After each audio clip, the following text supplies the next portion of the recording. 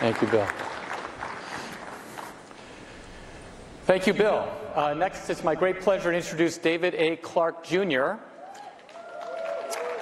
the former sheriff of Milwaukee County and author of the best-selling book, which I saw downstairs, Cop Under Fire.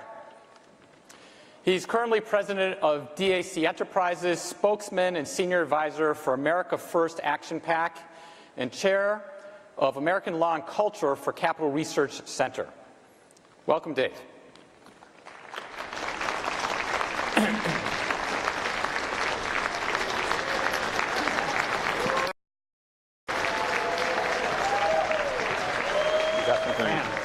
Thanks a lot. Thank you. Woo! What a ride, I'll tell you. You folks here at CPAC are great. You've taken me in. You've made me feel welcome here amongst you. In light of the fact that some of the disparaging names you get called by people on the left, I know who you are. You're good people. Thank you very much. Now, as was indicated in my introduction, I wear a number of hats these days, but this happens to be my favorite one. And people say, well, you know, why'd you dress like that? Did you get the memo on what the uniform of the day was? And I said, maybe you don't know me, but this is how I roll.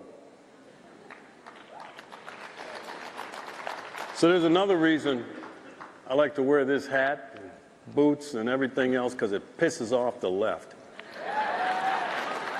And anytime I get a chance to tweak them, I do it. Now, I'm here today to talk about something that's near and dear to you. It's near and dear to this country. This country's under siege because of our broken immigration system.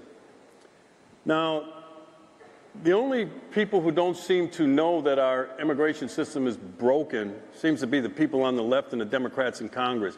Now, you heard the president earlier when he talked about reform, and he stays away from the word reform because people don't know what the word reform means. So you notice I didn't say, I'm here to talk to you about immigration reform. I said, I'm here to talk to you about our broken immigration system. And there's two aspects that I want to talk to you about in the time that I have here.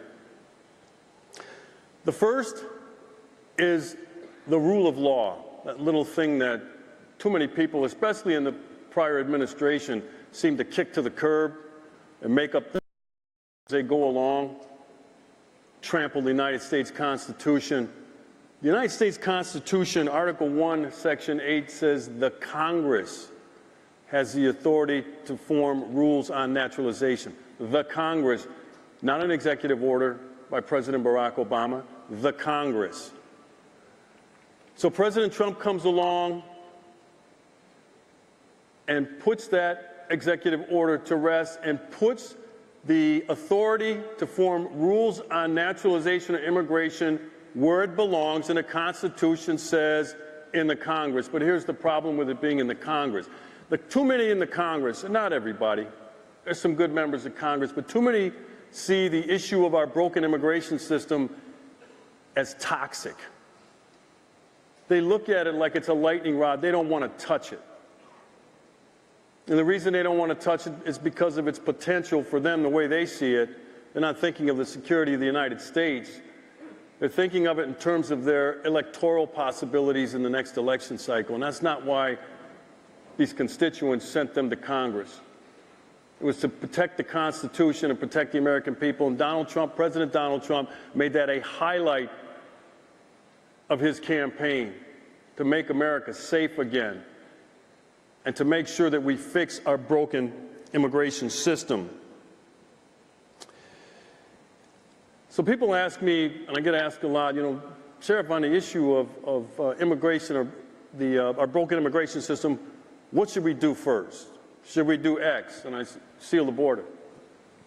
Well, wait a minute, Sheriff, you know, what should we do first? Should we do Y? Seal the border. Well, wait a minute, Sheriff, you know, what about Z? To which I go, seal the damn border.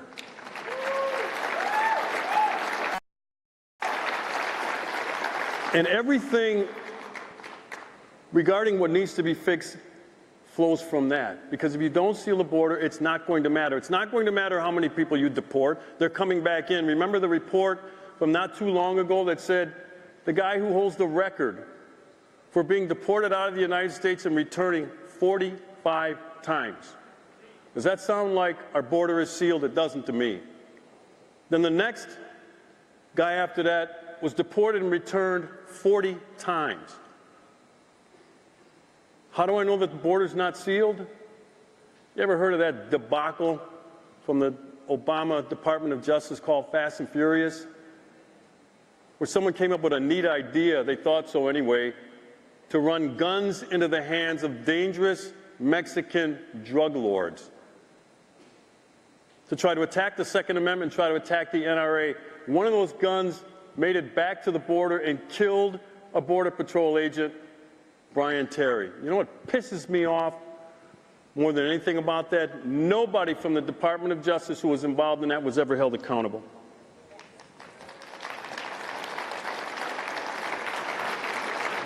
So what's going to work along the border? A wall. And people say to me, well, Sheriff, you know, what about the use of technology? Build a wall. Well, Sheriff, what about some fencing with some barbed wire? Build a wall. Well, Sheriff, what about build the damn wall? President Trump is right. We need a wall along our southern border, and the wall will work. So who are we being suckered by? We're being suckered by sanctuary cities and sanctuary states. That's a violation of U.S. sovereignty. We're being suckered by these catch and release programs that you heard President Trump talk about. We're being suckered by, again, the Democrats in Congress, and we're being suckered by the fake news media that is being used as a vehicle to propagate and demagogue the issue of our broken immigration system. It is broken, it needs to be fixed, and it needs to be fixed now. So, you know, the name of this conference, the theme is the time for action. So what do we need you to do? You've got to put the heat on your elected members of Congress. All right, money makes them dance, but constituent pressure makes them feel the heat. I was talking to a congressman not too long ago on the Hill, and we were talking about the issue of criminal justice reform, and he said, you know what, Sheriff? He said, we rarely hear from people back home. And that when we hear from people back home, and it only takes a couple constituents, he says, we know it's important back home, and that's why they need to hear from you. So those are your marching orders out of here today. Call your members of Congress and let them know, fix this immigration, this broken immigration system now. It is killing America. Ladies and gentlemen, thank you. God bless you, and may God bless the United States of America.